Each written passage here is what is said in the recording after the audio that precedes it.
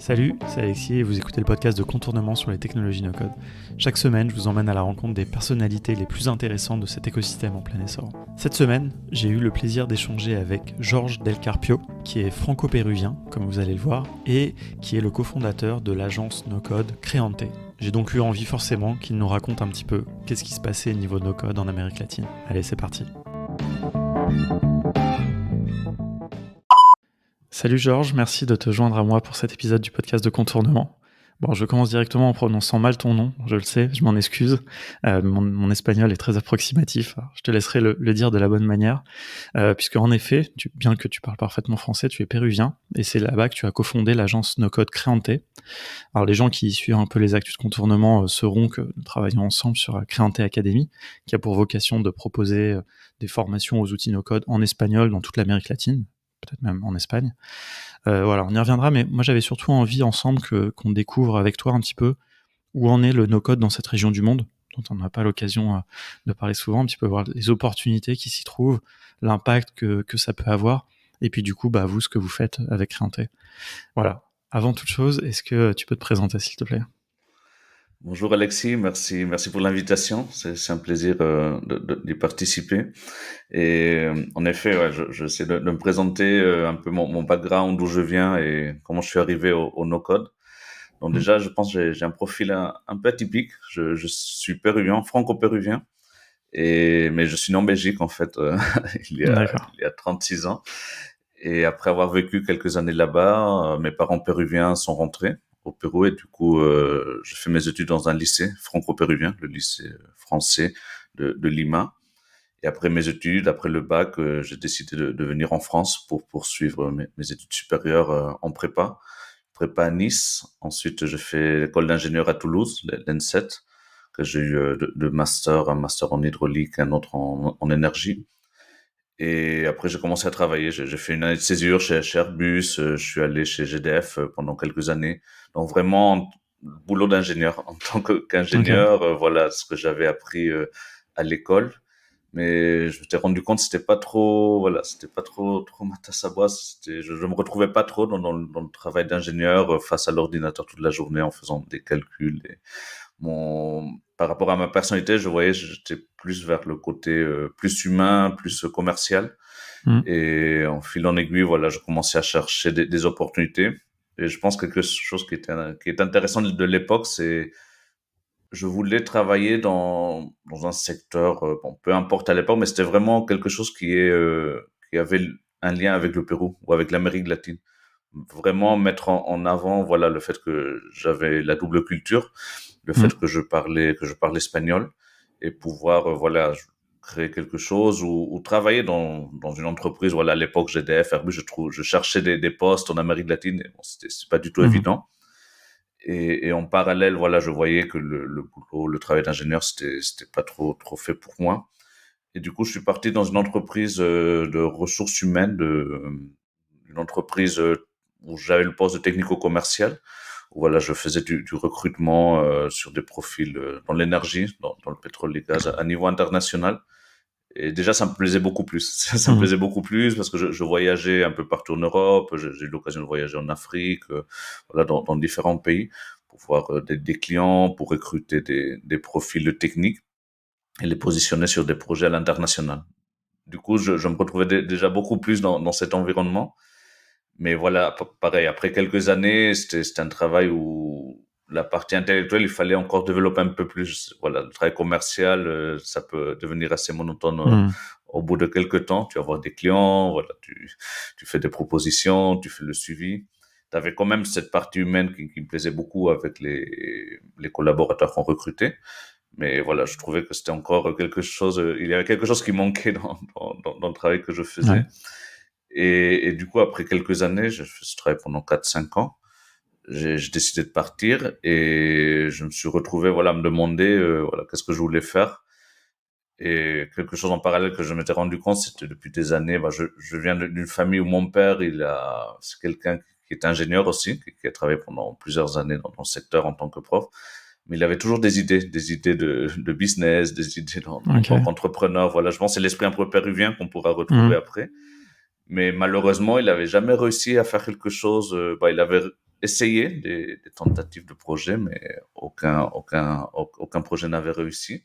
Et moi, pareil, dès le moment où j'ai commencé à travailler, je commençais à essayer de faire des petits projets en parallèle avec le Pérou. Je me souviens d'un projet où c'était l'import de chaussures péruviennes, voilà, c'est typique D'accord, que je ok. vendais en France et qui avait pas mal marché. Bah, j'avais ramené une valise pleine, j'avais tout vendu à mes amis, à ma communauté.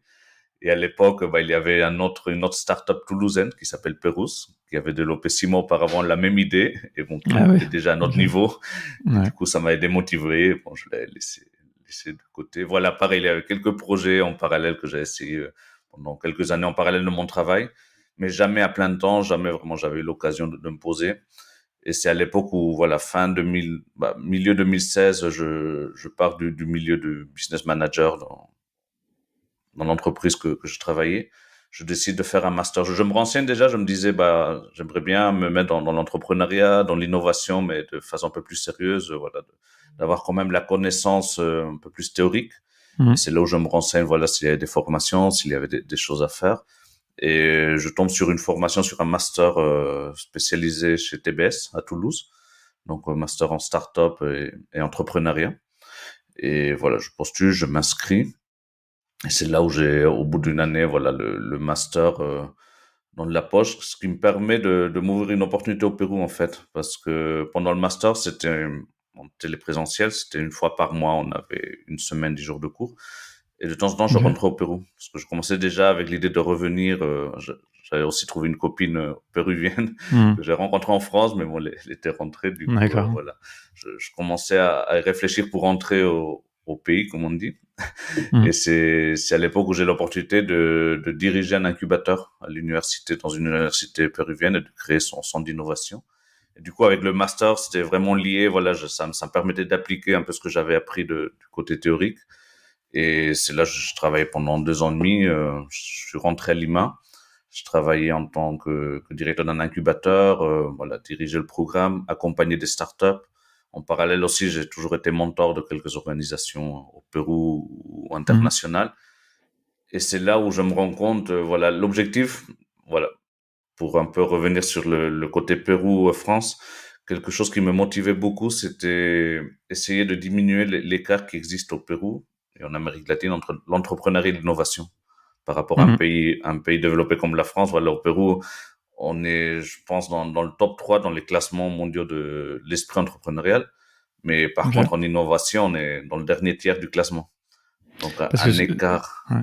Parce que ce que tu veux dire, c'est que l'entrepreneuriat n'est pas dirigé dans des j'allais dire secteurs innovants ou je sais pas, parce que c'est vrai qu'on a l'impression qu'en France, on parle beaucoup des startups dans d'autres pays, et c'est un peu ça qui, les gens entreprennent souvent dans les nouvelles technologies, etc. Enfin, bon, ils entreprennent aussi ailleurs, mais c'est ça, tu vois la différence. Enfin, tu vois, quelle est la séparation en fait que tu fais entre l'entrepreneuriat et l'innovation, quoi, justement.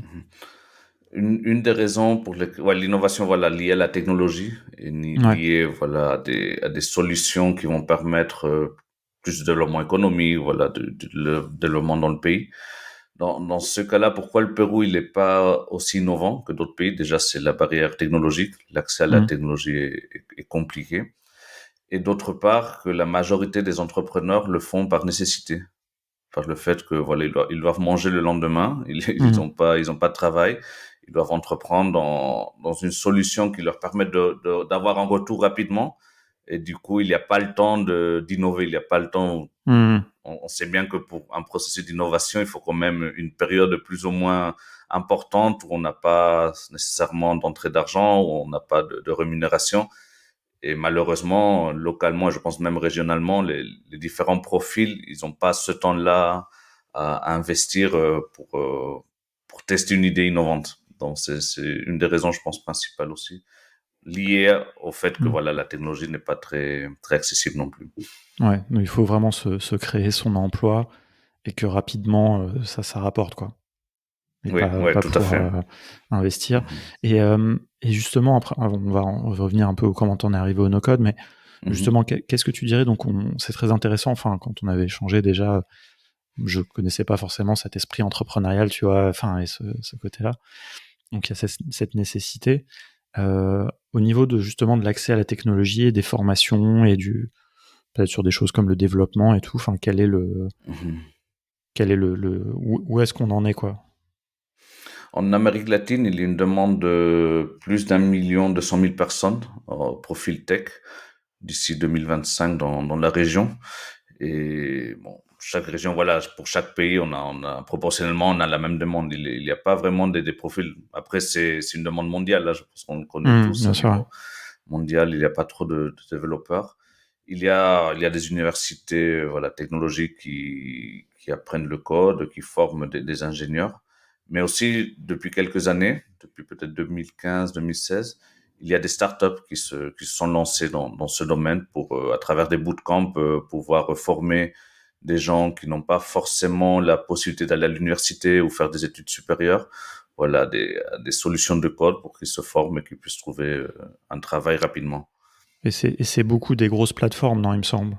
C'est pas forcément des petits bootcamps, enfin, entre guillemets, mais plus des plateformes Mhm. qui hébergent plein enfin, comme Platzi ou Creana, c'est ça, hein, que Voilà, en tu me... parallèle, il y a eu l'émergence de ces plateformes EdTech depuis deux, Ouais. trois ans. Peut-être vraiment, on a eu un gros boom suite à la pandémie aussi. Et du coup, voilà, ces plateformes aussi, elles proposent des formations aujourd'hui en tech, en full stack, en différents langages de code. Et en parallèle, il y avait ces initiatives par exemple, Laboratoria, c'est une EdTech péruvienne qui forme des femmes qui n'ont pas Mhm. forcément eu l'opportunité d'aller à l'université pendant des bootcamps de 6 mois. Et là, c'est Ok. des cohortes, voilà, tous les ans. Et après, l'idée, c'est qu'elles puissent trouver un travail dans le secteur tech, au moins. Ok. Et j'ai oublié ma question.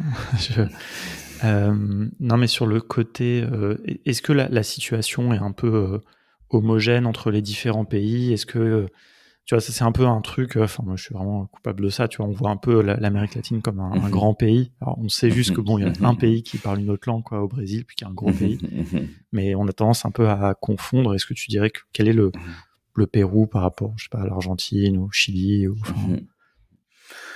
Au niveau start-up tech, je pense qu'il y a un écart quand même avec le Chili et la Colombie actuellement. Le Chili, bon, ils ont eu un programme du gouvernement il y a quelques années qu'ils ont mis en place avec Startup Chili, qui D'accord. finance des startups locales mais aussi étrangères, finance des startups qui veulent s'implémenter en Amérique latine. Voilà, on a un fonds jusqu'à $100,000, il me semble. Et les startups peuvent venir au Chili et voilà, développer l'écosystème local. Et ça a vraiment pas mal marché. C'est vraiment un boom au Chili. Et même, il y a plein de startups péruviennes qui vont au Chili aussi pour s'implémenter là-bas, s'installer, pouvoir développer leur business au Chili. Et un autre boom intéressant côté startup tech qu'on est en train de voir avec Rappi, avec différentes unicorns qui sont créées, Platzi aussi, c'est la Colombie. La Colombie est en train de devenir un D'accord. hub tech assez intéressant et même on voit le nombre d'unicornes en Amérique latine viennent surtout de Colombie, Brésil, Chili. Donc, mis Ok, à part que le d'accord, c'est Brésil intéressant. parle une autre langue, Hmm. mais ouais, le Chili, Colombie, ils ont, je pense, un pas d'avance dans la région. Et c'est intéressant parce que dans tous les cas, ça permet à l'écosystème de se Hmm. motiver. Même si le Pérou, aujourd'hui, on n'a pas encore d'unicorne, il y a Creana qui vient de lever 40 millions il y a quelques mois. Donc, c'est pas loin qu'on ait le premier Hmm. unicorne et ça sera un peu la fête dans le secteur parce que, tu sais, Bien sûr. il y a un avant et un après, je pense, dans un pays quand même. Ouais. Et Non, de ça plus en plus, les gens explose. sont quand même sensibilisés au thème. Ouais. Et justement, oui, c'est la question que j'ai oubliée tout à l'heure, c'est sur le sujet de la langue. Est-ce que quel est vraiment, j'ai aucune idée, hein, donc j'ai aucun a priori en posant cette question. Mhm. Quel est est-ce que j'ai envie de dire, est-ce qu'il y a beaucoup de contenu? Et là, on va dire dans la tech, hein, enfin, tu vois, en espagnol. Et est-ce que Mhm. les gens locaux parlent anglais et ont accès au contenu anglais? Enfin, tu vois, est-ce que, par exemple, en France, on sait qu'il y a quand même relativement, enfin, il y a la problématique de la langue, quoi. La barrière de la langue existe, alors que, je sais pas, en Allemagne, par exemple, bah, en fait, les gens se forment en anglais et puis il y a aucune nécessité de faire Mhm. du Mhm. contenu local. Je sais pas, enfin, Mhm. pour un petit peu comprendre, parce qu'il y a cette proximité avec les États-Unis, tu vois, quelque part, c'est les Amériques. Est-ce que ça fait que les gens parlent peut-être Mhm. un peu plus anglais ou pas? Je sais pas. Pour les gens qui parlent l'anglais, c'est plutôt les gens qui ont eu l'opportunité d'aller à l'université ou faire voilà un lycée privé ou même des études en anglais parce qu'il y a des écoles de langue niveau local au moins. Je parle du Pérou, mais après c'est vrai que il doit y avoir un pourcentage de gens qui parlent très bien anglais. Et ce sont les gens qui ont fait les études. Voilà, les personnes qui ont fait l'université, qui ont fini l'université, se débrouillent très bien en anglais. Après, la majorité, vu que malheureusement, ces gens qui n'ont pas eu l'opportunité d'aller à l'université ou finir leurs études, ils n'ont pas le niveau en anglais pour suivre un cours. Et c'est là où il y a le besoin de créer des plateformes en espagnol, un contenu en espagnol. Et là, je pense que des edtech comme Platzi, Creana, même Product House dans la région, ils ont bien compris ce besoin. Hmm. Et ça marche très très bien parce que ça donne l'opportunité à des gens qui parlent pas anglais et qui n'ont pas pu aller à l'université d'avoir accès à un univers de contenu de très haute qualité. Voilà, apprendre du growth hacking, apprendre des langages de programmation, Hmm. apprendre du marketing digital, voilà, sans aller à l'université. Donc, c'est vraiment une grande opportunité. Là, on le voit dans la région, niveau investissement dans les startups, je pense que c'est FinTech et Tech, c'est les deux secteurs qui sont en train d'exploser Hmm. vraiment à un autre niveau. Ouais. Non, c'est hyper intéressant et on verra comment évidemment le no-code aussi rentre forcément là-dedans, dans ce que tu dis, dans cette accessibilité, donner accès à des compétences à des gens qui n'ont pas forcément fait des longues études, etc. Mais Mhm. on y viendra, mais déjà, donc comment toi, déjà, t'es arrivé au no-code euh, comment, enfin, tu vois, voilà, j'arrête la question là, parce que au lieu de poser toujours trois questions, voilà. Comment t'es arrivé au no-code? Pas de souci. Non, en fait, il y a plusieurs facteurs. Et, comme je t'ai détaillé tout à l'heure, j'étais à l'université en tant que directeur d'un incubateur. Moi, l'objectif, enfin, une des motivations quand je suis rentré au Pérou, c'était comment faire pour diminuer cet écart entre Mhm. entrepreneuriat et innovation. Et je m'étais dit, bon, voilà, maintenant j'ai mon master spécialisé en start-up, je peux diriger un incubateur, il dois avoir un moyen, c'est le bon moyen pour raccourcir cet écart d'une certaine façon. Et bah, le fait d'accompagner plusieurs promotions de start-up, je me rendais compte que non, finalement, bah, les startups, les entrepreneurs avaient des très bonnes idées, des idées des fois qu'on validait avec un marché, avec des Mhm. clients, et ils arrivaient à la fin du programme d'incubation avec une PPT, une belle PPT. En plus, l'université, c'est une université spécialisée dans le design, communication. Donc voilà, niveau D'accord, ouais. présentation, c'était pas mal, avec des vidéos et tout. Mais il manquait le plus important, c'était le produit. Le produit en tant que startup, Mhm. il fallait un produit digital, une application, un software.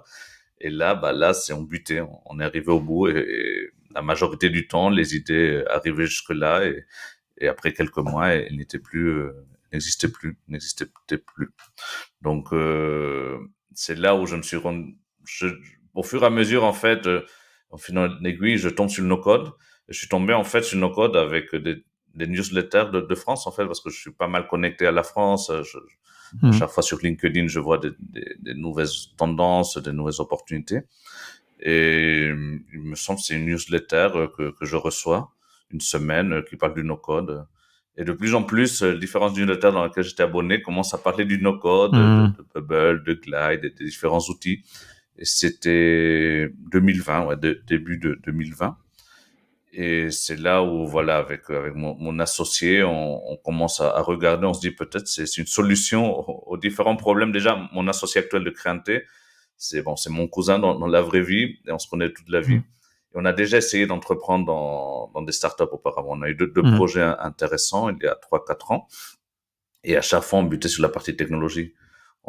Une fois, on avait dû changer 4 5 fois de fournisseur tech. On avait dû attendre une année pour avoir un MVP. Donc, c'était pas possible.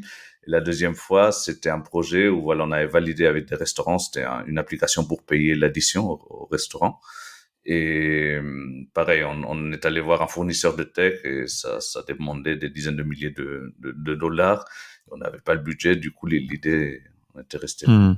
Donc c'est là avec ces frustrations, ce que j'avais vu à l'incubateur, bah Mhm. et en découvrant le no-code, on s'est dit bah, c'est peut-être la solution.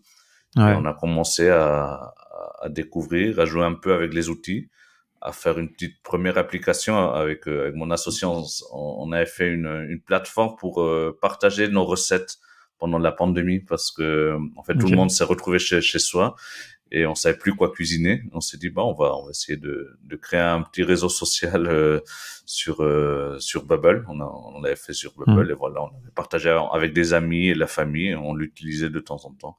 Mais au moins, ça nous avait permis de valider le fait que avec le no-code, et en particulier avec cet outil, on pouvait faire des choses fonctionnelles et rapidement. Bien sûr. Et c'est ça qui t'a amené, non, aussi je crois que tu as fait le bootcamp d'auto, non, je dis pas de bêtises. Tout à fait, ouais, tout à fait. Là, c'est en 2020, ouais, courant 2020, je découvre la plateforme d'auto et je m'inscris, je commence à regarder des vidéos, je commence à refaire les plateformes, les différents exercices qu'il avait. Et on ressent quand même une fierté, dans mon cas au moins, de pouvoir faire des choses assez complexes. Par exemple, un Airbnb, un Uber Eats, là, Otto, dans sa plateforme, il a une série de vidéos de Tinder. Et de arriver à faire ce genre de plateforme, c'est quand même assez magique. Pour la petite histoire, moi, quand j'étais ingénieur à l'ENSET à Toulouse, j'avais des cours d'informatique et j'étais pas bon à ça. J'avais vraiment des très mauvaises notes. C'était pas du tout les cours que j'aimais.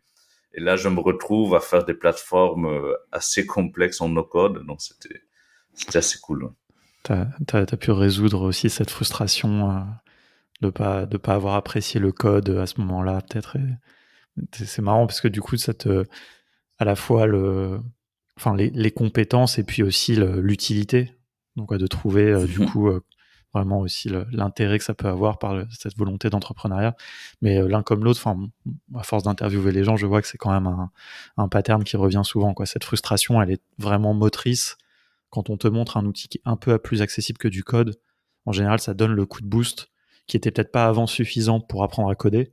Mais là, avec des outils no-code, avec du Bubble, des choses qui sont en plus un peu ludiques, quoi, des fois, quand on reproduit des plateformes et tout, je pense que c'est hyper motivant. Et alors, dis-nous justement, Créante, qu'est-ce que c'est? Quelle est votre vision un peu là-dessus? Quels sont les services un peu que vous faites? Et peut-être aussi le profil de ton associé d'ailleurs, parce que ça aussi, c'est intéressant.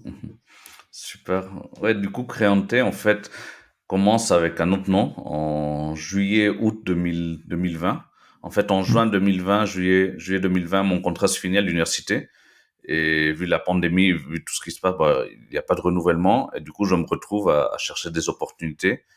Et c'est là le moment où je me dis, je pense que c'est le moment d'entreprendre. J'ai toujours voulu faire ça. Je pense, j'ai quelques compétences, ça peut être intéressant. Et du coup, je me lance déjà au début de continuer à faire ce que je faisais à l'université, accompagner des entrepreneurs en tant que freelance, mais les aider aussi plutôt dans la partie tech avec ces outils no code. Donc, il y avait quand même une plus-value et quelque chose de différent par rapport à un programme d'incubation. Je faisais tout le parcours, mais à la fin, au moins, il pouvait avoir un petit MVP. Donc, et en fil en aiguille aussi, ce qu'on s'est rendu compte, j'ai un peu pivoté et on s'est concentré sur la partie design et tech à la fin parce que la partie incubation, tout le monde le faisait. Il y avait beaucoup de concurrents et on n'allait pas aller concurrencer avec des incubateurs d'université ou d'autres organisations. Qui sont déjà établis. Ouais. Tout à fait. Du coup, se concentrer sur la partie développement tech en utilisant des outils no-code, c'est ça qui était intéressant. Du coup, au tout début, on a commencé en investissant sur des idées de start-up. Donc, nous, on était l'associé tech no-code. On en a investi sur trois personnes avec des profils no-tech. Et voilà, on a développé leurs outils, leurs solutions. Et ce qui nous permettait aussi de voir comment marchait l'outil, ce qu'on pouvait faire, parce que c'était nos premiers projets. Donc, il faut aller doucement quand même dans le chemin. On peut pas commencer à travailler du jour au lendemain avec des grandes entreprises, des startups, si on n'a pas, l'expérience et si on n'a pas fait quelques projets déjà. Ouais, c'est ça, il faut avoir un peu le portfolio et le carnet d'adresses. C'est très important, ça. C'est un premier truc que tu dis là, quand même à noter pour les gens qui se lancent, quoi. Et comment vous les avez choisis, justement, ces 3 projets sur lesquels vous avez investi en passant du temps, et surtout, qu'est-ce qu'ils deviennent? Du ça, coup, aussi, du coup, les 3 projets, moi, j'ai commencé à chercher sur Internet, sur Facebook. Je rentrais sur des webinars ou des groupes d'entrepreneuriat, de start-up. et je contactais les personnes une par une. Voilà, si Ok. ça pouvait les intéresser à un accompagnement et d'avoir un Donc produit vraiment développé. proactivement essayer d'aller chercher des En- projets, quoi. C'est pas des gens qui sont venus vous voir et dire ah, est-ce que vous voudriez développer ça pour... Ok, ok, d'accord. Personne nous connaissait, personne Ouais, me ouais. Non, mais c'est connaissait. un bon point, hein. Il y a une personne, oui, qui est arrivée des trois, que j'ai fait un post LinkedIn, et du coup, en proposant le développement d'un MVP, et de s'associer à un projet. Du coup, il y a plusieurs personnes qui ont commenté mon post, et voilà, on a choisi une personne aussi qui était entre deux travail à l'époque, et qui voulait développer une idée. Donc, pour te détailler les trois projets, Hubroom, qui était une plateforme, un peu un Airbnb local pour étudiants. C'était un étudiant d'une université, ingénieur mécanique, voilà, que j'avais contacté, très motivé, très entrepreneur. Et en fait, ce qui s'est passé, lui, il a tellement aimé le no-code, il s'est tellement mis dedans, on l'a Mhm. formé et on a fini par le recruter. C'était un de nos Ah, ok. premiers bubblers no-code Super. de Créanté. Et après 3, 4 mois, il s'est fait débaucher par une startup mexicaine pour développer une école de Bubble au Mexique en ligne. Bah, il Ah travaille à ouais, ok. distance, mais et du coup, Ok, aujourd'hui, on incroyable. est toujours en contact. Et lui, en tant qu'ingénieur mécanique, en quelques mois d'avoir découvert le no-code, il a pu lancer une startup, une idée de projet. Il travaille aujourd'hui dans une startup mexicaine, voilà, en tant que directeur de la partie d'éducation no-code. Et voilà, ça a changé sa vie à lui. C'est quelqu'un qui est très Mhm. actif aujourd'hui dans la communauté d'Amérique latine en no-code et surtout Bubble. Donc lui, Ok. c'est un cas particulier. Bon, son projet après, c'était là en pleine pandémie aussi. Donc bon, ça lui a permis quand même de vivre un projet d'entrepreneur, de vivre un peu la vie d'entrepreneur. Et Mhm. finalement, aujourd'hui, il travaille quand même dans le no-code, dans le secteur no-code. Ok. Un Non, autre c'est projet, intéressant. ouais, un autre projet, je pense que je vais juste détailler deux, c'est une plateforme pour acheter dans des épiceries locales. C'était voilà connecter Mhm. voilà, des clients avec des épiceries dans ton quartier. Et le profil super intéressant, pareil, lui, comme je disais, il était dans ce moment-là, il était libre, il n'avait pas de travail. Du coup, il s'était mis pas mal à faire des recherches. Il nous avait aidé pour la partie premier client. Il avait trouvé quelques clients. Et au bout d'un moment, il a trouvé un autre travail. Et du coup, ça lui a enlevé du temps pour se concentrer sur son projet. Mais D'accord. pareil, il était super content de pouvoir tester quelque chose, de pouvoir Mhm. tester une idée. Et quelque chose qu'on s'est rendu compte avec ces expériences, c'est que d'une, la technologie ne fait pas tout. C'est pas là parce que tu as un Bien sûr. produit tech dans une startup que c'est bon, tu as une solution et tout le monde va l'acheter et tu vas Mhm. devenir Facebook. C'est pas du tout le cas. Et une deuxième raison, ou deuxième chose qu'on s'est rendu compte assez important, c'est la motivation qu'il faut derrière.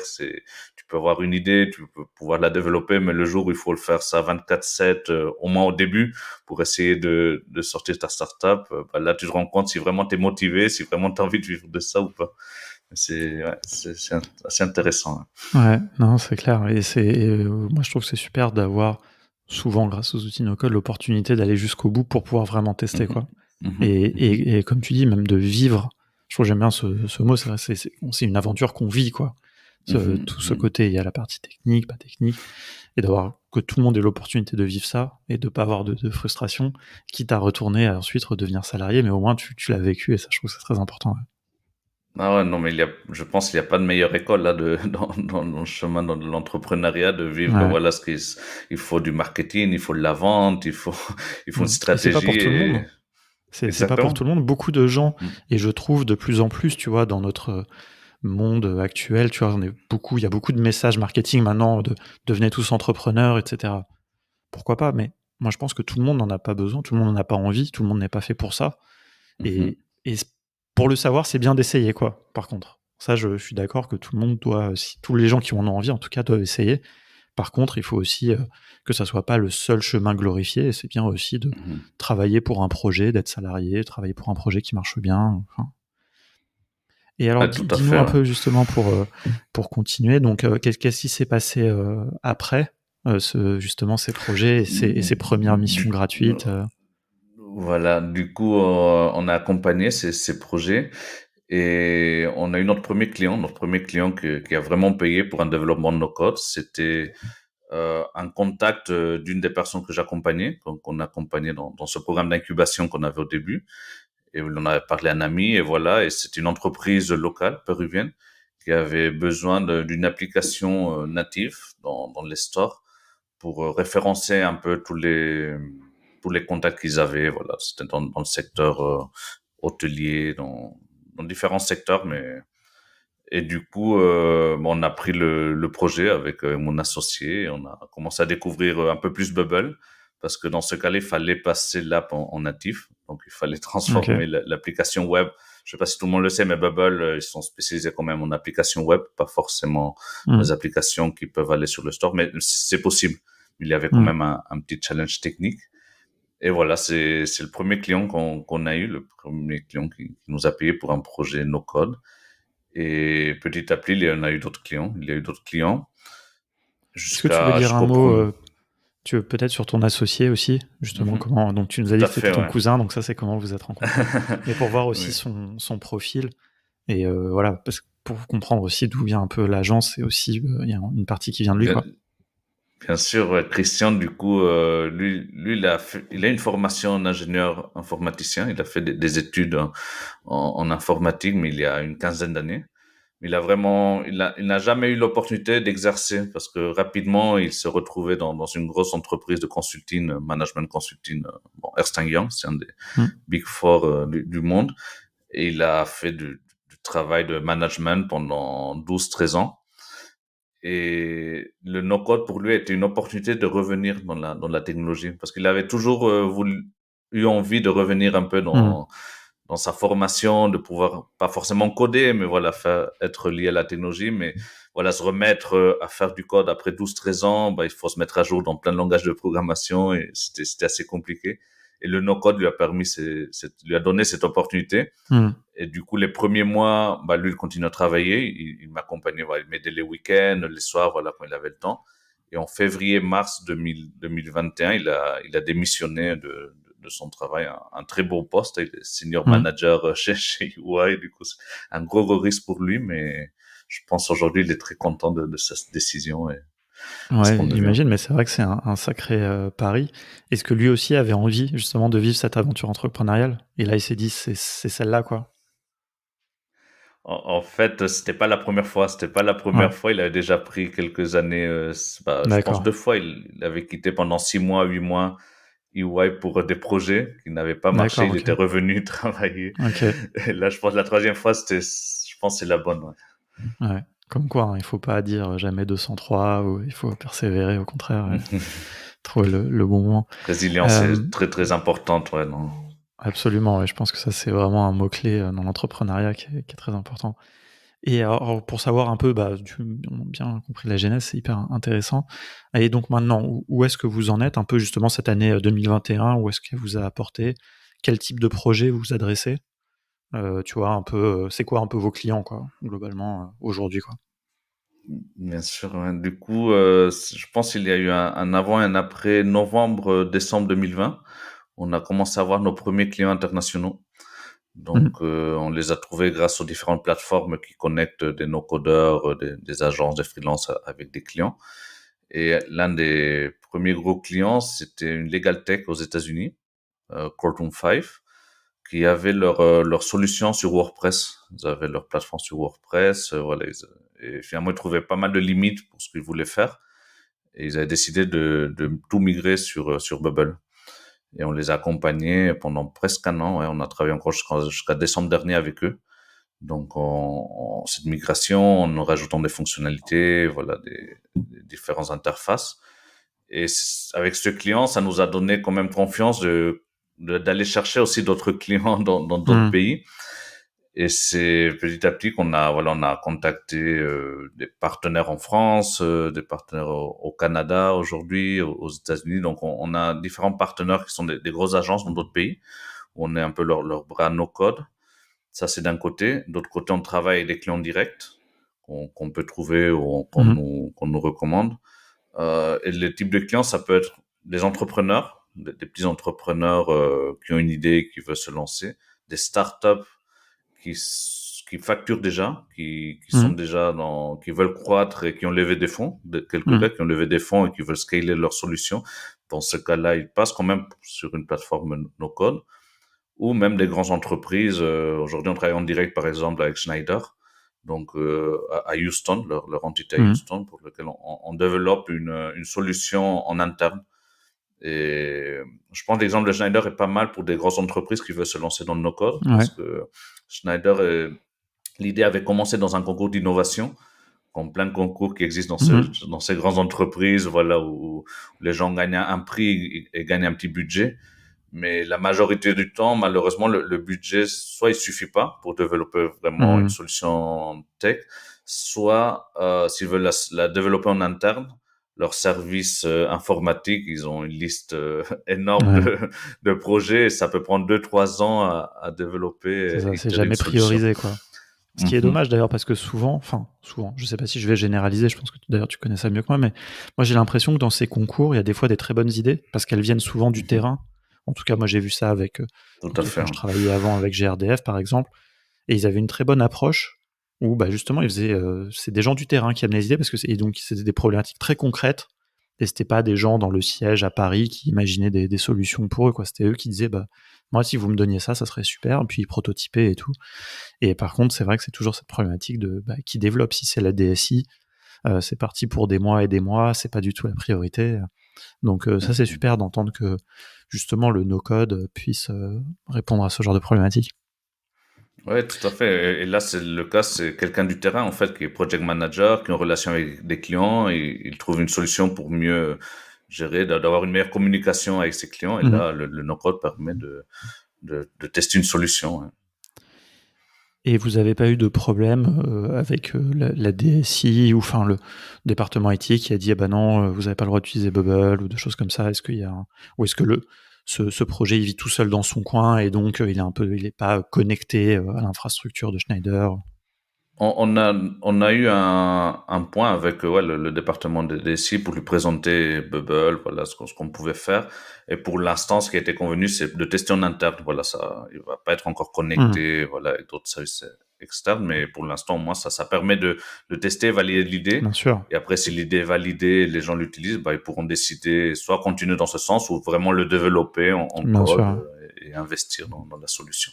Ah, ça c'est une très bonne approche et je pense que ça commence à se répandre un peu plus dans les grosses sociétés, mais il faut les inspirer là-dedans et il faut Mhm. qu'ils aient un peu la maturité, on va dire, dans cette approche et sortir un peu de toutes ces approches très cycle en V, etc., très lourdes, avec lesquelles ils ont mené des projets informatiques depuis une vingtaine d'années, quoi, ou plus même. Tout à fait. Et du coup, Est-ce que... Ouais, vas-y, dis-moi. Je pense du coup, j'ai pas encore répondu à ta question. Je suis désolé par rapport à Créanté où est-ce qu'on en est aujourd'hui. Donc Oui, vas-y. aujourd'hui, depuis fin 2020, on était 3 personnes à plein temps. Aujourd'hui, on est vingtaine de personnes Mhm. dans différents pays. En Amérique latine, on est en Colombie, République dominicaine, dans 5 villes au Pérou. Ce qui est important parce que le Pérou est un pays très centralisé où tout se passe à Lima. Et là, le no-code a l'opportunité aussi de poser du travail à des gens qui sont en province, dans d'autres villes que Lima. Donc, Lima étant la capitale. Et après, on a un collaborateur en France aussi qui vient de nous rejoindre, Mhm. une autre personne en Espagne qui nous aide dans la partie méthodologie. Nous, on utilise un peu une méthodologie interne, je pourrais en discuter après, le côté agence. Et ouais, une vingtaine de personnes avec plus de 50 projets du coup développés depuis le début. Donc 50 projets, je pense que c'est pas mal pour une Ouais. agence qui commence dans le no-code et dans 15 pays différents. On a même un client actuel qui est une entreprise aussi, une grande entreprise en Malaisie, entreprise qui est spécialisée dans tout ce qui est euh, cassage, comme on dit, quand un portable se casse, voilà, tout ce qui est assurance avec les portables et tout, ben, on leur fait toute Ouais. une plateforme en interne pour gérer tous ces cas-là. Donc, ouais, c'est un peu aujourd'hui l'actualité de Créanté niveau agence, niveau international, on essaie de se positionner. Je pense, on y Ouais. arrive petit à petit. Ouais.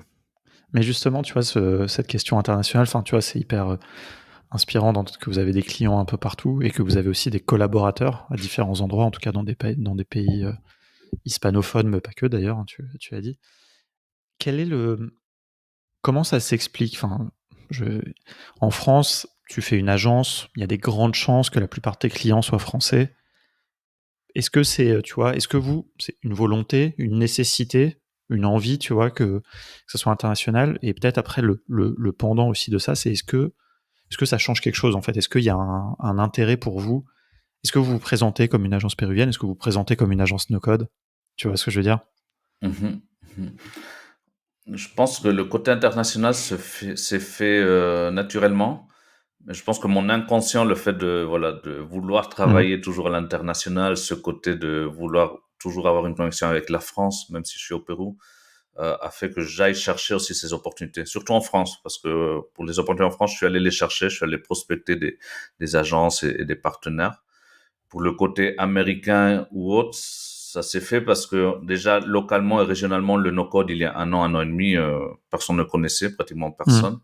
Et du coup, toutes les opportunités d'ailleurs, venaient vraiment de l'international.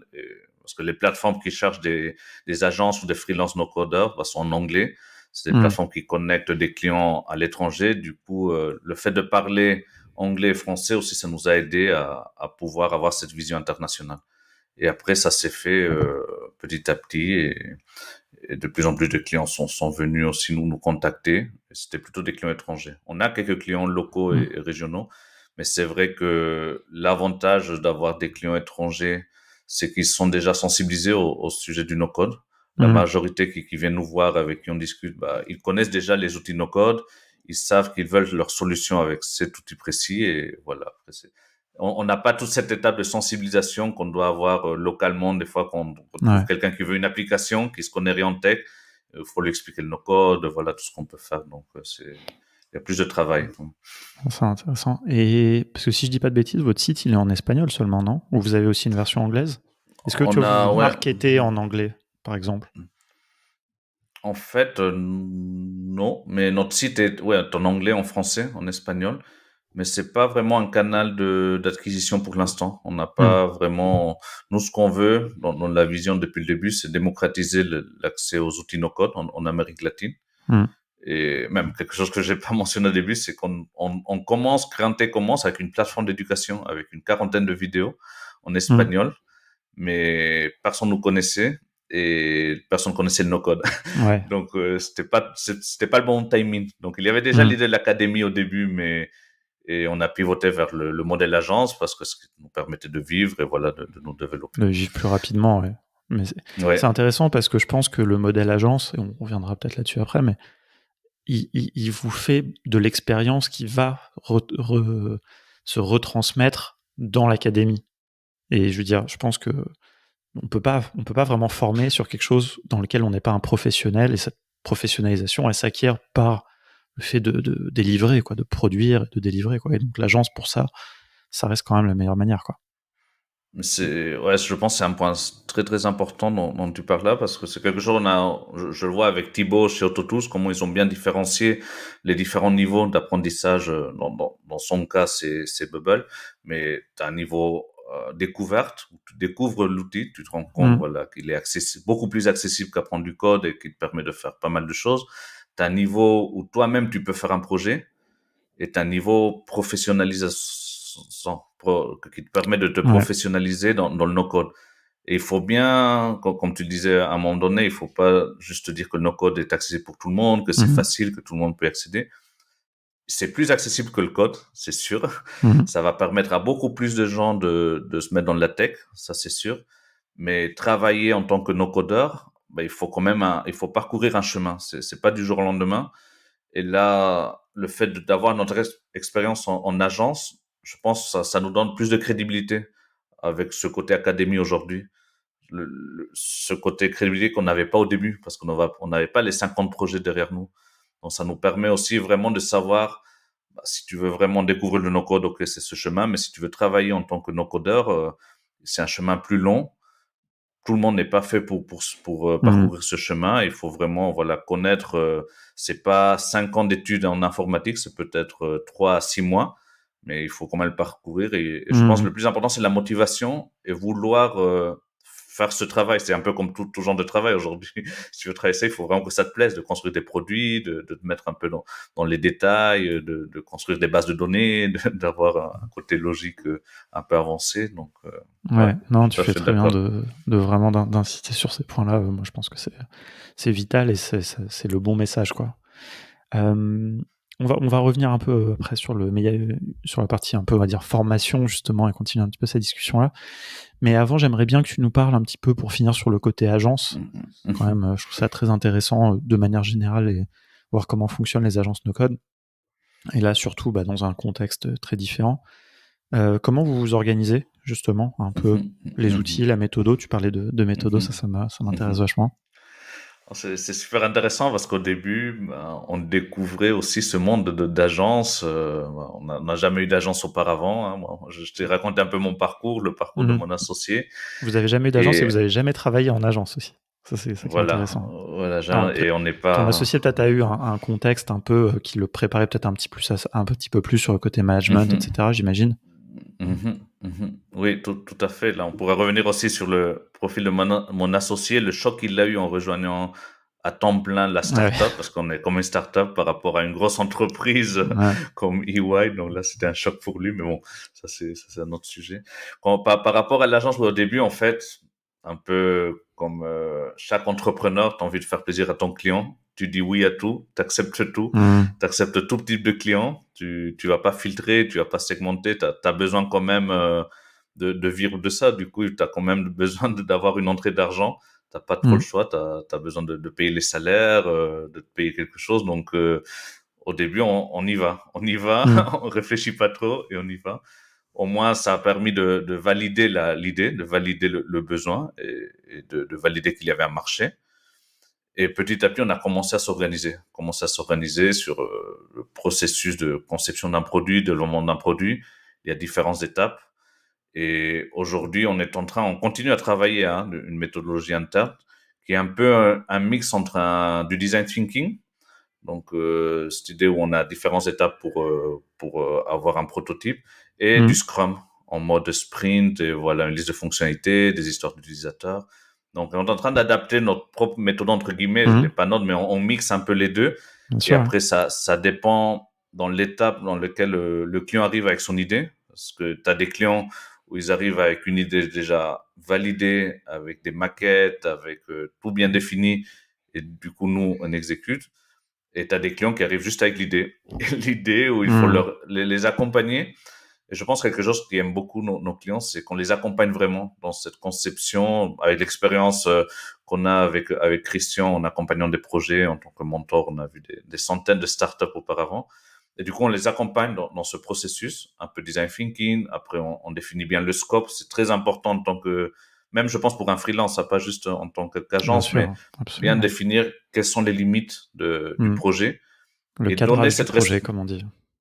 Ouais. le cadrage Non, du non, projet c'est très important, ouais.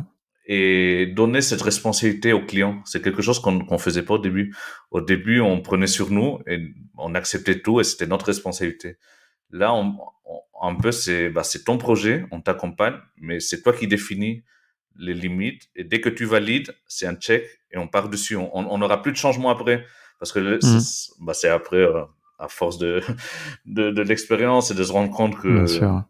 que ça marche pas si tu fais dans l'autre sens. Voilà, on définit maintenant des limites, on a des process avec un planning bien défini, où il faut pas mal de réactivité des clients parce que tu as des clients, des fois aussi, ils ont une idée, et ils ont le temps. Nous, en tant qu'agence, on n'a pas non plus un temps illimité. Donc, Bien sûr. voilà, c'est pas mal de paramètres qu'il faut bien Mhm. définir dès le début et en cours. Ouais, non, c'est intéressant ce que tu dis. Je vois bien aussi l'influence des méthodologies agiles, et de Scrum, etc. Moi, je trouve qu'il y a un truc qui est très important quand on gère une agence, c'est ce côté, il faut que le client, faut qu'on soit dans la même équipe que le client, quoi. Ça, on a dans les principes de l'agilité, on insiste beaucoup là-dessus. Et ça veut dire aussi que le client, il n'y a pas cette relation de servitude, quelquefois que les fois les gens ont parce qu'ils estiment qu'ils te payent, donc tu fais ce que tu veux à leur rythme. Et ça, je trouve que c'est très important parce qu'on le dit pas assez. Il faut aussi que le client il se mette au rythme de l'agence. Et tout ça, c'est pour le bien du projet au final. Il faut mettre du rythme, il faut. Moi, j'ai vécu ça aussi. Hein, tu poses une question au client, t'as ta réponse une semaine plus tard, et lui, ça le choque pas, Mhm, quoi. Tu te dis, bah non, mais attends, mhm, on a perdu une semaine. Tu peux pas rester bloqué sur un projet comme ça pendant une semaine, quoi. Donc c'est vrai. Ouais, non, mais on l'a appris, je pense, à la douleur, hein, avec des Mm. clients, j'ai des projets qui ont, ouais, ça a pris trop Déraper. de temps, mais bon, Ouais, ouais, ça a dérapé dans le temps, mais c'est, je pense, une façon d'apprendre aussi, hein, ouais, et surtout qu'il y a pas non plus encore une méthodologie universelle de agence bien no sûr. code Ouais. ou comment gérer des projets no code. Du Ouais, coup, il faut qu'on s'inspire de ouais. différents Et principes et ça, d'ailleurs, à méthodos mon pour avis, les c'est adapter. quelque chose il faut proposer une méthodologie, je pense. Il faut la documenter. Alors là, vous êtes peut-être encore en train, mais une fois que vous avez l'impression que... Et ça pourrait presque être une formation, quoi. À mon avis, ça, c'est ce Alors, genre de choses, il faut proposer. Et un peu à la manière, justement, des méthodes comme Scrum, etc. C'est-à-dire que c'est des méthodes qui sont assez bien définies, mais après que tu peux adapter. Enfin, en tout cas, moi, je pense que c'est important, parce que bon, il y a aussi des gens très orthodoxes dans l'agilité qui dérogent pas à la méthodologie telle qu'elle est. Mais moi, je pense qu'il faut s'inspirer des principes et tout. Et ça, moi, je trouve que c'est très intéressant. Donc, à l'occasion, il faudra qu'on en reparle aussi de ce sujet. Moi, je suis assez bien passionné sûr. par ça. Et surtout, tu vois, pour éviter, comme tu dis, vous avez appris dans la douleur. Moi aussi, j'ai appris beaucoup de choses dans la douleur. Et si on peut éviter un peu de douleur aux gens, tout le monde doit en avoir quand tu fais de la production, de la prestation de service. Il y aura toujours de la douleur, mais si on peut en éviter un peu, je pense que ça peut être pas mal, quoi. Bien sûr, et je pense que ça s'applique aussi aux freelances. Il y a plein de freelances qui se lancent Absolument. et déjà pas se lancer trop tôt ou pas, parce que c'est pas évident d'être Mm. surtout freelance quand t'es tout seul, mais avoir la méthode, je pense que ça a beaucoup aidé les gens. Ah non, je suis bien d'accord. Le cadrage, par exemple, c'est tout à fait valable pour les freelances, même encore plus, puisque tu es tout seul. Tu peux pas avoir quelqu'un qui Mhm. s'occupe de ça et puis toi, tu t'occupes de l'autre partie. Donc ça, c'est un écueil, je pense qu'on voit assez souvent, surtout dans les gens qui se lancent dans le no-code sans background, enfin, sans avoir j'allais dire background, mais c'est pas une question de background, c'est plus une question d'expérience, d'avoir expérimenté, D'expérience, ouais. d'avoir des clients. Je pense que quelqu'un qui a eu une profession libérale, qui a l'habitude d'avoir des clients, il saura un petit peu mieux appréhender le fait d'avoir des clients en no-code. Mais il y a des gens qui étaient salariés, qui n'ont jamais eu cette truc-là d'avoir plusieurs clients en parallèle, le rythme, l'enchaînement des projets, toutes ces choses-là. Mhm. C'est très dur et il y a des choses aussi qui s'apprennent et qu'on peut éviter. Même Euh, juste pour finaliser cette partie de méthodologie, là, dernièrement, il y a quelques mois, on est en train aussi de définir une méthode de testing de la partie test des projets no-code parce que au début, voilà, on finalisait un projet, on livrait au client et bon, il devait tester, mais c'était pas le plus efficient, le plus optimal. Donc là, pareil, même une phase comme testing qui est très très importante, on se rendait pas compte de l'importance et de le process qu'il faut suivre avec le client pour bien valider et bien livrer à la fin le projet. Donc même dans cette partie-là, voilà, il y a aussi une méthode à suivre. Ouais, non, carrément. Et alors, c'est quoi un petit peu, pour conclure sur le côté agence, un peu votre roadmap, enfin, en tout cas, les enjeux, les ambitions pour 2022-2023? Du coup, côté agence, ce que je disais à la fin de l'année dernière, quand on a fait un rendez-vous d'équipe, l'année de 2021, c'était un peu l'année pour valider l'idée de l'agence. On a confirmé que maintenant, il faut continuer à croître. Le challenge du modèle d'agence, c'est la scalabilité. Et là, c'est un sujet qu'on est en plein dedans parce que il y a quelques concours là national pour des startups et on nous reproche beaucoup ce côté-là. Les gens comprennent que c'est un peu plus scalable qu'un modèle traditionnel, qu'une agence de code. Mais est-ce que vraiment, jusqu'à quel point on peut scaler cette partie-là? Donc là, c'est un challenge qu'on a cette année. Ça va pas, on va pas devenir un Uber ou voilà une appli, mais je pense qu'il y a un degré de scalabilité possible qui est beaucoup plus important qu'un modèle traditionnel. Ok. Et ça, on le travaille cette année. Voilà, on est en train de travailler des bibliothèques en interne pour la partie design, pour pouvoir utiliser des choses, standardiser et automatiser des parties du process. Donc ça, c'est un challenge intéressant. L'autre côté agence, c'est continuer avec des partenaires internationaux. Donc on en a en France, on en a au Canada actuellement. Euh, Développer le marché en France, c'est pour ça qu'il y a une personne en France qui nous a rejoint. Parce que je trouve là, c'est après quelque chose de personnel. Moi, je suis vraiment Bien attaché à la sûr. France. Hein, je me sens vraiment franco-péruvien et du coup, c'est quelque chose qui compte beaucoup pour moi, de créer des ponts avec la France niveau projet et ouais, continuer à croître. Ouais, côté agence, là, côté agence, quelque chose d'intéressant qu'on a vécu il y a quelques semaines, c'est qu'on a répondu à un appel d'offres d'un fonds d'investissement américain, un grand fonds d'investissement qui cherchait un Ok. fournisseur no code. il y a 90 agences qui ont répondu et on a été sélectionné dans les 2 dernières, donc à Ok. niveau mondial. Donc là, pour nous, c'était waouh, c'était un processus où il fallait envoyer des vidéos, des références, des projets que l'on avait travaillé. Donc là, on va commencer à travailler avec eux.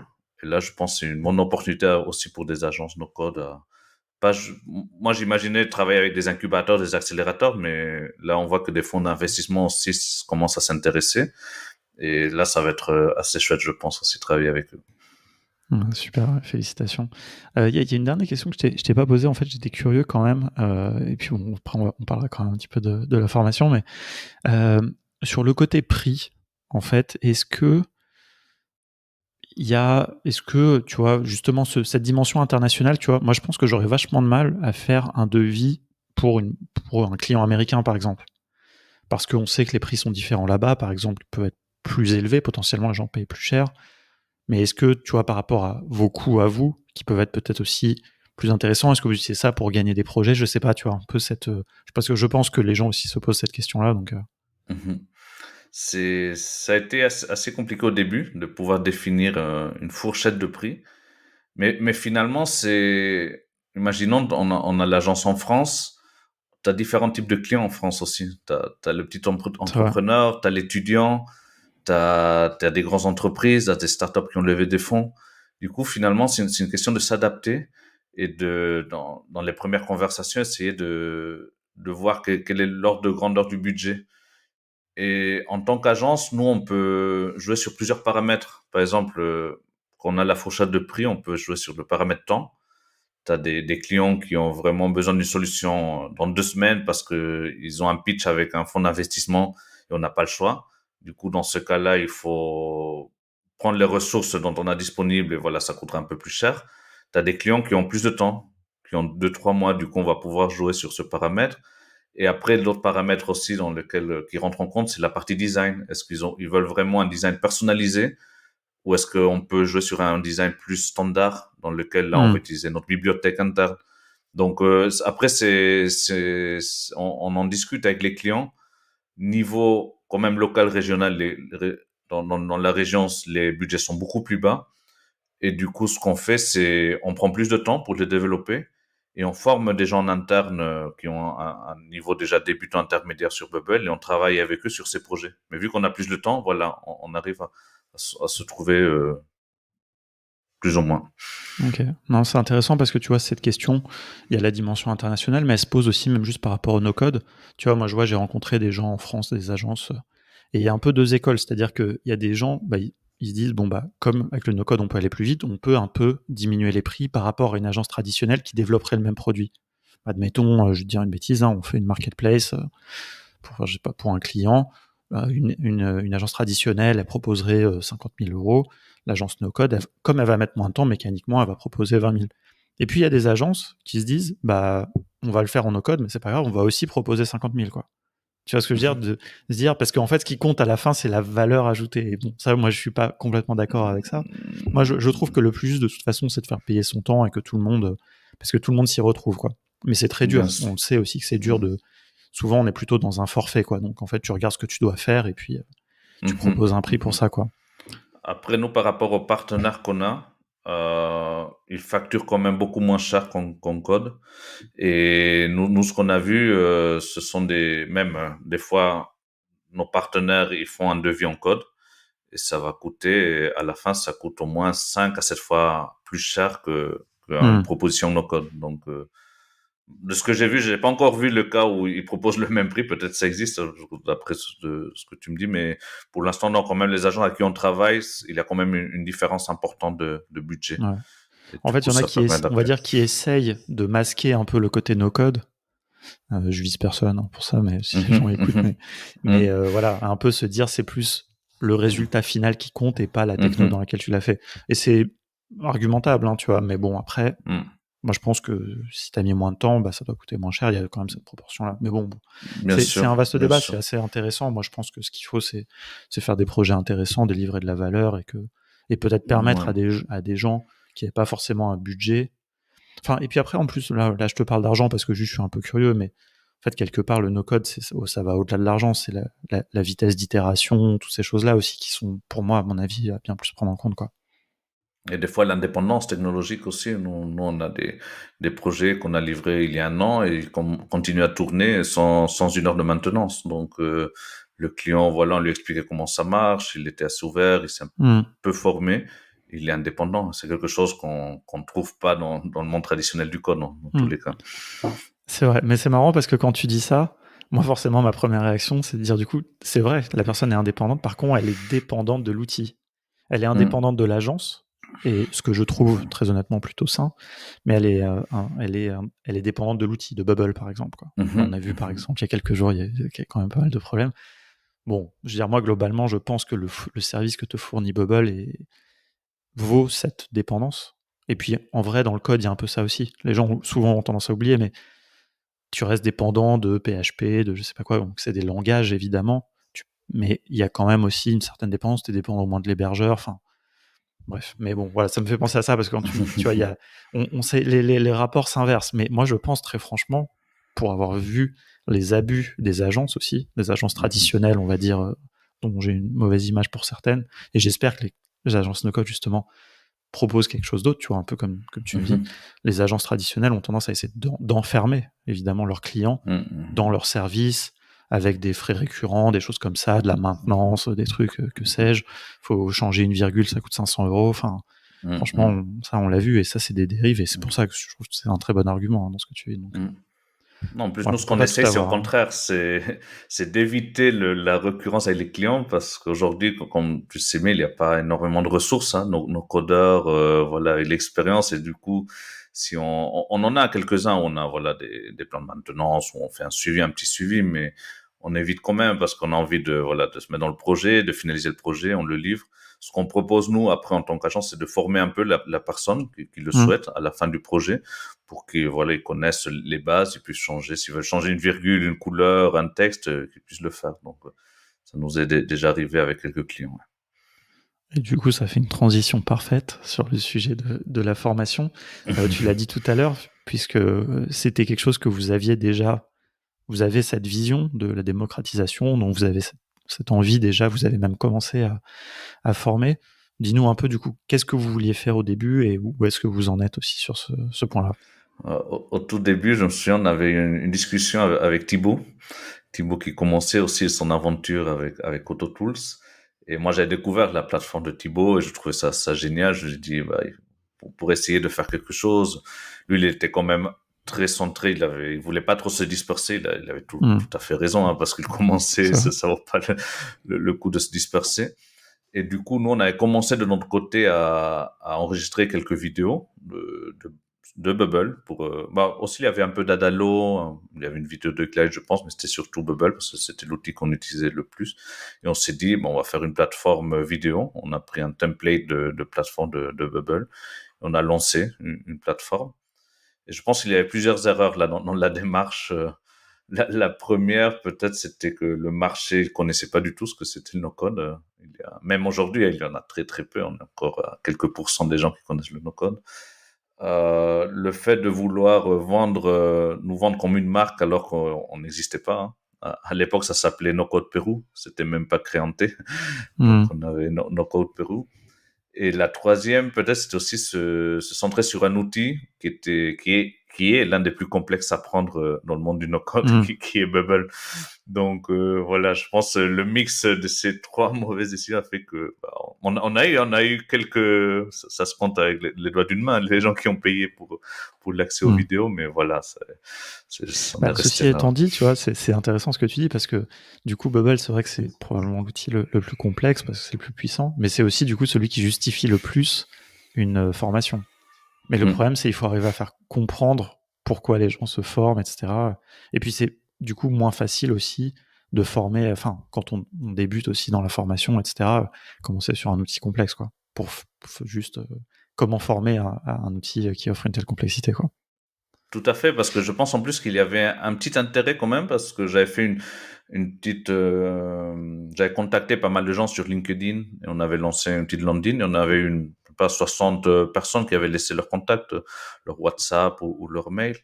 Et du coup, il y avait, je pense, des gens qui s'intéressaient au fait de pouvoir faire quelque chose sans une ligne de code. Mais après, c'était dans la stratégie, après sur le cours, ce qu'on voulait faire, qu'il n'y avait pas de match. Mais il y avait quand même déjà un petit intérêt à l'époque. Et c'est là, après, en fil en aiguille, on a pivoté sur le modèle agence parce que on avait des clients, ce qui nous permet d'avoir un peu d'entrée d'argent et de pouvoir croître le business. Quoi. Donc, on l'avait laissé de côté un peu ce côté formation. Mais on se rendait compte quand on en avait besoin parce que à un moment donné, tu disais aussi pour côté Bubble, tu as des bootcamps, tu as des formations, mais elles sont pas professionnalisantes forcément. Et ça nous est arrivé, on avait embauché l'année dernière une personne du Brésil qui avait suivi une formation bootcamp no code dans la région et qui était développeur à la base. Donc on s'est dit Ok. c'est le profil parfait.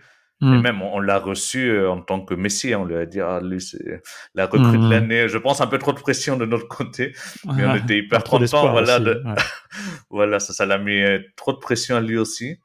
Et finalement, le jour où il fallait développer un vrai projet avec un vrai client, nada, quoi. Ça, non, Ah ouais. ça a beaucoup bloqué. Bon, la personne finalement elle est partie, mais on s'est rendu compte que voilà, finalement ces bootcamps qu'on vend, même si c'est des bootcamps de 3 semaines, 4 semaines, ça permet pas forcément de pouvoir travailler directement sur ce en tant que no codeur. Ouais, et c'est une vraie problématique, hein, surtout sur Bubble. Je parlais encore avec Matt de Ideable, enfin de Tingso maintenant comme il s'appelle, Mhm. et, c'était toujours, même aujourd'hui, voilà, début 2022, donc, c'est toujours une problématique d'arriver à avoir des gens qui soient bien formés, opérationnels tout de suite pour une agence, parce qu'il y a un coût. Comme tu dis, vous embarquez quelqu'un, peut-être vous mettez de l'espoir dans cette personne, et puis on perd du temps, quoi. Si c'est pas la bonne personne, le projet, lui, il a démarré, il faut pouvoir délivrer.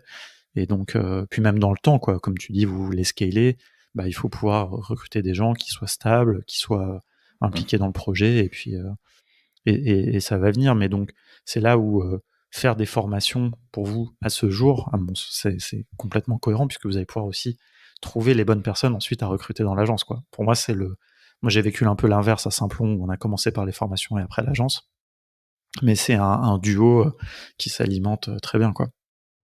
Ouais, et même aujourd'hui, on a commencé avec 2 personnes il y a quelques semaines à les former en interne là pour Bubble, sur Bubble, pour pouvoir les recruter. Donc là, et c'est des profils très intéressants. C'est un Mm. Espagnol qui a la cinquantaine, qui a jamais fait du code ou du no-code. C'est un ingénieur électronique à la base et super motivé. Voilà, ça fait 2 semaines, il commence à faire ses petits workflows sur Bubble.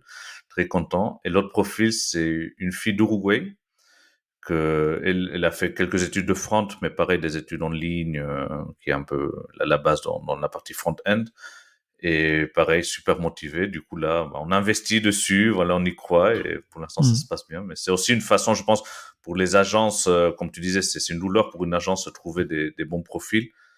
Ça peut valoir le coup. Voilà, on parlait d'une formation, de former nous-mêmes. Ça prend du temps, certes, mais après, au moins, tu peux les former par rapport à ton expérience et comment tu souhaites que le Bien profil, sûr. les compétences Et, que les profils peuvent développer. Ouais. et puis ta méthodologie, etc., quoi, ta manière de travailler, parce que tout ça est encore en train de s'inventer, comme tu disais, la méthodologie de travailler en agence, et puis la méthodologie de travailler à plusieurs sur Bubble aussi. Tout ça, c'est comment faire un projet à plusieurs et tout. L'outil est pas non plus parfait encore pour ça. Il y a des agences qui utilisent des templates comme OpenBase, OpenBuild ou comme Canva, et tout ça fait que tout ça aussi, enfin, quand t'embarques quelqu'un, faut savoir ce qu'elle sait faire dans tout ça, quoi. Euh, écoute, ça c'est hyper intéressant. Alors après, je vais faire juste une petite avance rapide et donc sur aussi notre Là. rencontre du coup, et Mhm. donc ce qui a peut-être un peu redémarré aussi, enfin qui a le fait qu'on se croise par rapport où vous en étiez, un peu ce focus que vous aviez sur l'agence. Et j'ai l'impression qu'on vous a contacté, on s'est trouvé un peu au bon moment C'est le où bon timing. voilà, où nous tout simplement, enfin on avait un peu cette idée de faire des formations en espagnol. On avait une proposition d'une plateforme, on s'est contacté, on s'est vu qu'on pouvait faire bien plus que finalement juste traduire une formation en espagnol pour la mettre sur une plateforme, mais vraiment faire quelque chose ensemble. Et nous, ce partenariat nous a bien emballé, tous les échanges qu'on a eus. Et donc là, on part actuellement un petit peu sur Donc vous avez toujours les projets des formations à Bubble. Et puis on développe du coup les formations un peu plus de notre catalogue d'initiation, puis après ça va être Airtable, etc. Donc en espagnol, que vous vous êtes approprié. On est loin de juste la simple traduction, hein. Ça je dois le dire, parce que je sais pas si les gens qui nous écoutent auront l'opportunité vraiment de voir ce que vous faites, puisque ça sera tout en espagnol. On essaiera quand même de partager un petit peu des vidéos, des choses comme ça, parce que franchement vous êtes en train de faire un travail remarquable. Donc voilà, moi j'ai hâte de voir ça, et c'est une très belle collaboration, quoi. Merci. Ouais, nous, de notre côté aussi, ça a vraiment été, je pense, le redémarrage de cette partie académie qu'on avait en tête depuis un moment. Ça nous a aidé vraiment de redémarrer le projet. On a recruté du coup une personne qui est en charge maintenant de la partie académie. Une autre personne qui travaille avec nous est revenue pour la partie marketing. Donc, c'est vraiment un super projet. Là, pour info, le lancement du premier cours, c'est le 18 février. Et on a déjà réussi à vendre une quarantaine de places pour des entreprises. Donc là, je pense que Super. tu n'es pas encore au courant, Alexis, depuis la semaine Ouais, dernière, mais là, ouais, exactement. on a eu la confirmation de deux packs de cours pour des entreprises, pour des collaborateurs de grosses entreprises locales. Donc ça, c'est très, très, très, très bon signe au moins. Ouais, C'est un excellent démarrage, meilleur de ce qu'on pouvait imaginer. ouais, bah ouais, non, carrément. Ouais. Non, c'est vraiment, moi je trouve très excitant. Donc pour raconter un tout petit peu les coulisses, du coup, on a chaque semaine un point tous ensemble, tous les mercredis, et on échange. Et moi j'adore, enfin voilà, ce rendez-vous maintenant qu'on a avec nos 7 heures de décalage horaire, si je dis pas de bêtises. Mais c'est très rafraîchissant aussi, et c'est très excitant de voir, parce que à la fois, du coup, on vous aide à démarrer quelque part, mais Mhm. aussi, c'est que nous, on partage un petit peu ce qu'on a un peu appris comme ça pendant les débuts de contournement, mais vous avez une structuration et des moyens aussi qui sont très intéressants. Et c'est ça, enfin, le fait d'avoir, comme tu disais, des personnes dédiées dans l'équipe et tout, des compétences, par exemple, je pense en marketing, ou des choses qu'on voit que vous faites, même qui nous inspirent, etc. Donc, je sais que notre stagiaire a échangé aussi avec Valérie, etc. Donc, il y a une émulation, tu vois, petit à petit, que je trouve vraiment super. Et je le raconte un peu aussi juste pour parce que nous, je pense aussi ça vous tient à cœur un petit peu de. C'est pas juste un espèce de partenariat, de collaboration. Il y a un vrai projet commun. Et moi, j'ai hâte aussi même de venir vous voir un jour au Pérou. J'espère que ça se fera, parce que c'est vraiment. Et puis il y a une ambition aussi, je pense qu'on partage un petit peu voilà, de faire vraiment les formations no code en espagnol, les meilleurs, enfin les partager, une ambition mesurée qu'on a, mais qui est modeste, mais qui est, je sais pas comment dire, qui est ferme. Voilà, Je pense on a une vision commune et je pense que dès les premières discussions qu'on a eues tous les deux, on s'est rendu compte de le fait, nous, qu'on a créanté au début, c'était l'objectif de démocratiser l'accès aux outils no-code, au moins en Amérique latine. Mm. Donc, je pense avec notre Ouais, partenariat, c'est voilà ce qui va nous permettre d'aller beaucoup plus vite. Parce qu'on voit que on commence à entendre beaucoup du no-code, tu vois. C'est comme une vague, c'est ouais, la ouais. tendance qui arrive en force. Et je vois les différentes plateformes EdTech dans la région qui cherchent des fournisseurs no-code, qui cherchent des personnes qui puissent créer le contenu. Donc là, il faut qu'on accélère parce que c'est le bon Ouais. moment au moins. Je pense que c'est le bon moment. Ouais, non, c'est Et clair.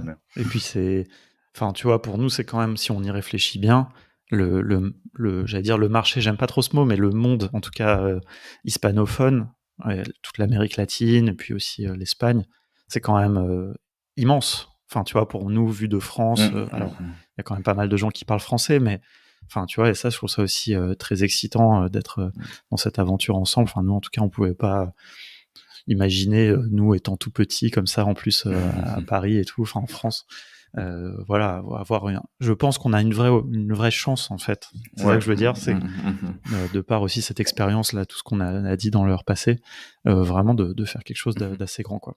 Bon voilà, Je je veux pense qu'on a pas non plus, on va se porter l'œil, mais c'est Non, non, c'est super excitant. Comme tu dis, je pense qu'on a le bon timing et on a une équipe qui déchire dans les deux sens, en France et ici.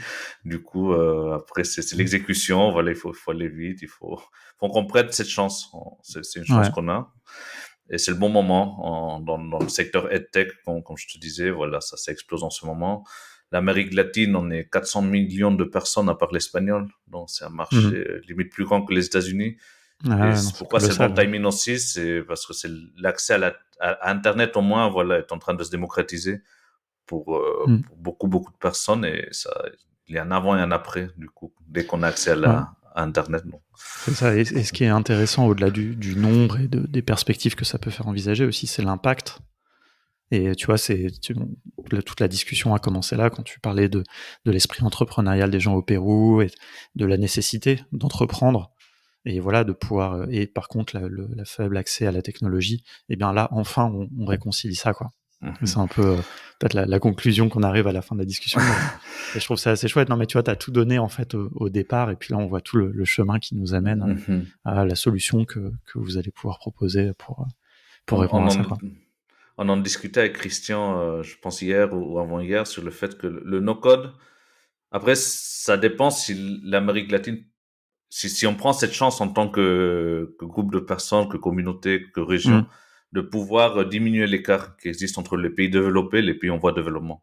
Le no-code, d'une certaine façon, c'est pas la seule, bien sûr, parce qu'il y a plein de paramètres, mais c'est un outil qui peut permettre de diminuer cet écart. Soit on l'apprend aujourd'hui, soit les pays développés, ils vont être encore plus développés, ils vont s'éloigner, il y aura encore plus d'écart, mais après, ça dépend en tant que gouvernement, que communauté, que société, qu'on puisse prendre cette opportunité. Et voilà, nous, on va essayer de participer dans ce cheminement et de donner l'accès à toutes ces personnes-là. Donc, j'espère que ça sera le cas. Carrément. Bah écoute, merci beaucoup pour tout ça, pour tout ce partage, c'était hyper intéressant. Où est-ce que les gens peuvent te suivre et te contacter Bien sûr, de mon côté, sur LinkedIn, Jorge Del Carpio, je pense qu'on a pas mal de gens en commun, surtout les gens qui sont dans la communauté no-code en France, donc vous pourrez me trouver rapidement.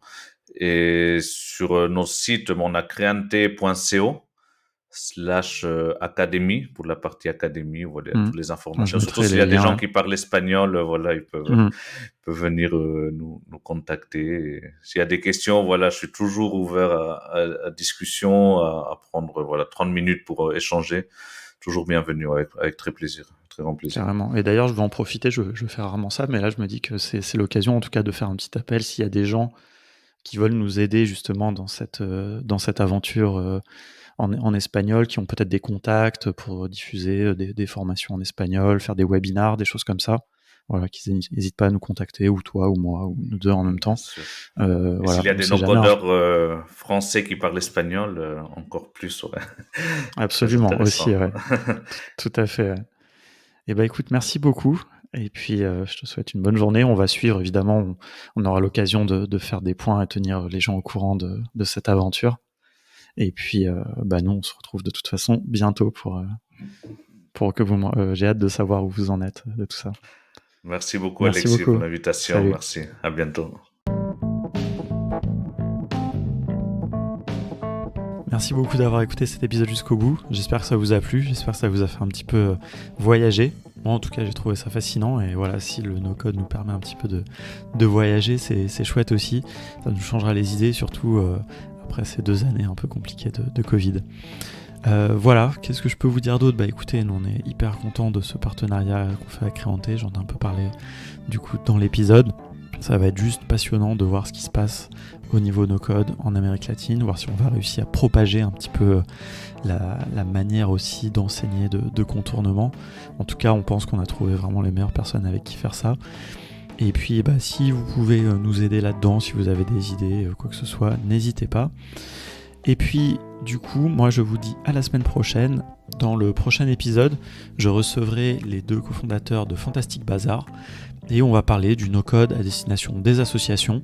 Donc c'est une agence, vous verrez qu'il y aura peut-être des choses un petit peu intéressantes par rapport à ce que disait Georges dans cet épisode, mais là avec vraiment une dimension plus sociale dans les projets en tout cas. Donc voilà, on va regarder ça. Je vous souhaite une bonne semaine, no-codez bien et puis on se retrouve très bientôt.